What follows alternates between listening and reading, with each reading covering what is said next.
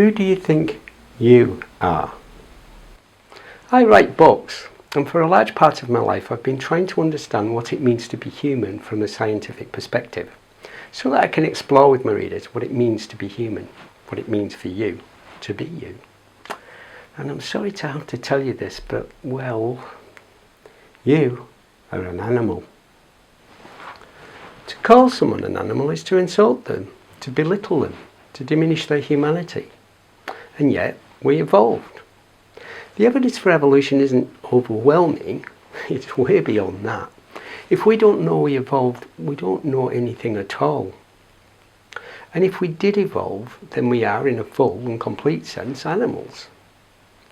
And if we are animals, we are part of nature too. I think it's extraordinary and wonderful to be the kind of animal we are. The richness of human experience, fun, friendship, laughter, a sense of wonder, chance of love, hope of happiness. We sometimes forget just how extraordinary and wonderful it is to be alive in our universe. But if we're going to be consistent, we have to remember that other animals, other sentient beings like elephants, dolphins, whales and apes are pretty wonderful too. So, have I persuaded you that you're an animal? Of course I haven't. It seems to be deeply embedded in our culture to think that animals are way down there and we humans are right up here. In fact, it even seems to go further than that. It's almost as if we intuitively know that we're not animals. But what is human intuition? And can we trust it to tell us what the world's really like? This is Lake Coniston in the English Lake District. I love places like this. I love the wildness of the fells and the tranquility of the lakes. Some people will think that chocolate box images like these are trite or a bit twee. But we all seem to respond strongly to nature, whether it's the broad, sprawling majesty of mountain peaks or the raw, irresistible power of an angry sea. It's almost as if we're programmed to think like that. So maybe intuition is the wrong word. Maybe what we're really experiencing are genetically mediated instincts.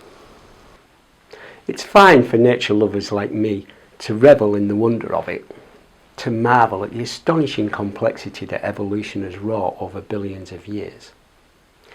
The appreciation of nature is one of the great joys of being alive. But should we be impressed by its wholesome natural goodness? Mother Nature knows best, right? Wrong. Nature has a dark side. Everything that we seem to have learned about it tells us it's mechanistic, uncaring and soulless.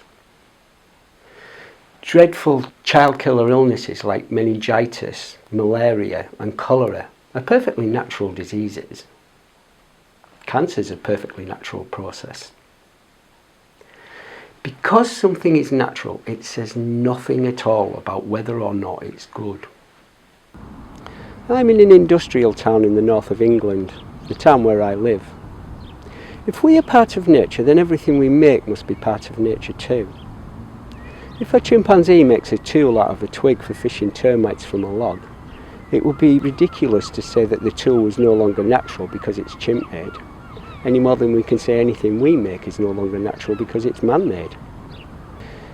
We may respond differently to images like these to the ones we saw at the Lake District, but all the chimneys in the streets, all the cars and the industrial estates are just as much a part of nature. And it gets worse. Behind me you can see the Devonshire Dock Hall.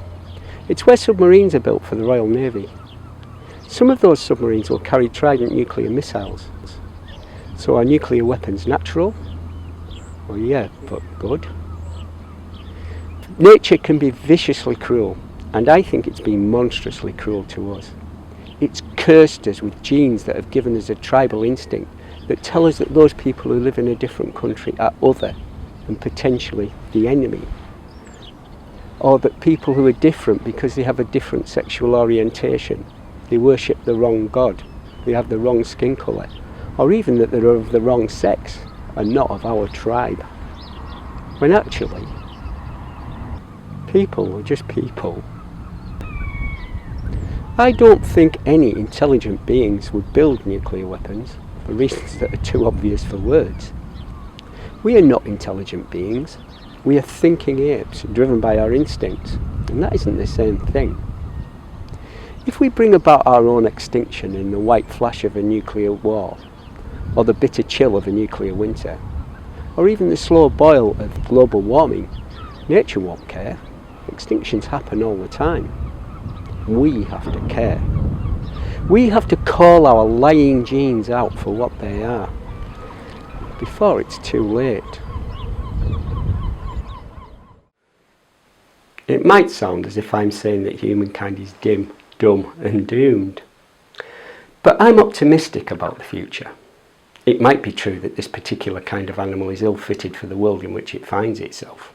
We don't live in tribes now. But we do value life. We have compassion. We have reason and a thirst for knowledge. Science might have given us nuclear weapons, but it's also told us who we are and where we came from, to a pretty good approximation. And with this new knowledge, we could build tools to confront nature's curse. I want to take my readers to new ways of thinking. New ways of thinking that could build into a new enlightenment in the way that we think about what it is to be human, so that we truly become intelligent beings. Still think you know who you are? Thanks for watching.